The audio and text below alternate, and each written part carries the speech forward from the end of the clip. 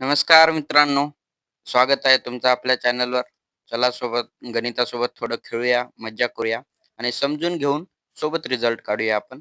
नवीन channel आहे मित्रांनो, support राहू दे आपला. चला चालू करू तो गणिताला. माझा पहिलाच व्हिडिओ आणि आपण याच्यामध्ये गणिताच्या काही बेसिक गोष्टी शिकून घेऊया. जसे की पाडे आहेत. पाड्यामध्ये जर आपल्याला पाडे जर ध्यानात राहत नसतील चांगले, तर आपण ट्रिकनुसार पण ते म्हणजे चांगले ध्यान करू शकता त्याच्यामुळं आपण विषयी थोडं बोलूता. ते जर तुम्हाला आवडलं तर मग आणखी व्हिडिओ बनवता येतील. जसे 19चा पाडा आहे आता.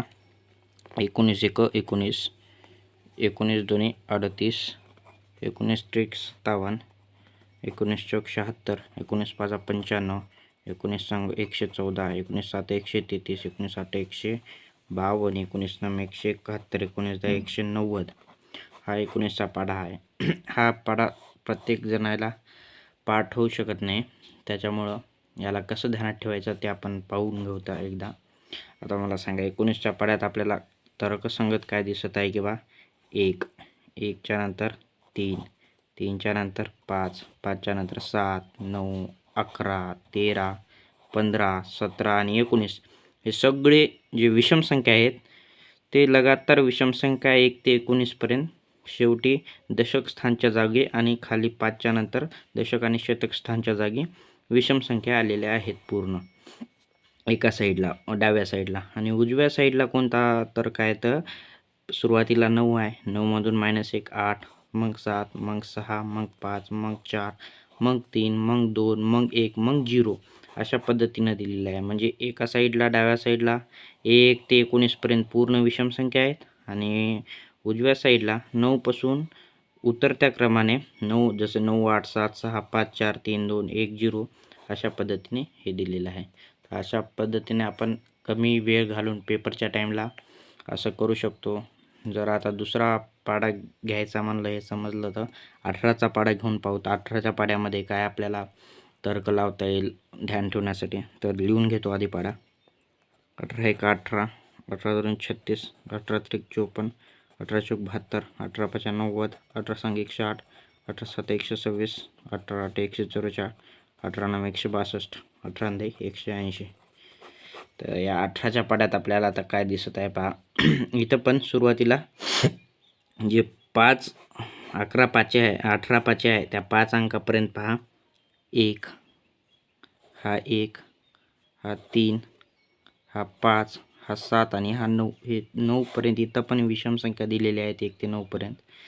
आणि इथून 8, 6, 4, 2, 0 म्हणजे 8मधून 2 6, 6मधून 2 गेले 4, 4मधून 2 गेले 2, 2मधून 2 गेले 0, असे 2 2 2च्या उतरत्या क्रमानं उजव्या साईडला संख्या दिलेली आहे आणि डाव्या साईडला हेच जे 19च्या पाढ्यामध्ये आहे तसंच या डाव्या साईडला विषम संख्या दिलेल्या आहेत 1 ते 9पर्यंत. आता 5च्या खाली कसं आहे की 5च्या खाली जसं इथून उजव्या साईडला 8 पासून जे 0पर्यंत 2 2 सोडून कमी कमी होत गेलेले अंक, तसेच 6व्या अंकापासून इथं 8, इथं 6, इथं 4, इथं 2, इथं 0 असेच कमी होत गेलेले आहे. म्हणजे तुम्हाला मोठं गणित करताना त्याच्या एकक स्थानावरून बी ठरवता येईल की किती भाग जाऊ शकतो. किंवा जसं आता 18 आटे आहे, तुम्हाला जर ध्यान येत नसेल तर 18 आटे आहे, तर 18 आटे आपण हे 4 ध्यानात ठेवू शकतो. कारण की 6व्या स्थानी येते 8, 7व्या स्थानी 6, 5 7 8व्या स्थानी 4, 9व्या स्थानी 2 आणि 10व्या स्थानी 0 असं त्याच्यामुळं आपण ध्यानात ठेवू शकतो असं. आणि तेच डाव्या साईडला बघायचं गेलं तर इथं 9पर्यंत झालं, तर इथं 10 लगेच आहे 6व्या नंबरला. मग 2 सोडून 12 म्हणजे समसंख्या आहेत इथून पुढे 12, 14, 16 आणि 18 म्हणजे 5च्या खाली म्हणजे 18 पाचे 90 झाल्याच्या नंतर 6व्या टाईमला 10, 12, 14, 16, 18 अशा पद्धतीनं डाव्या साईडला दिलेले आहे. आणि उजव्या साईडला जशी वरी आहे तसंच उजव्या साईडला खाली पण दिलेलं आहे, जसं 8, 6, 4, 2, 0.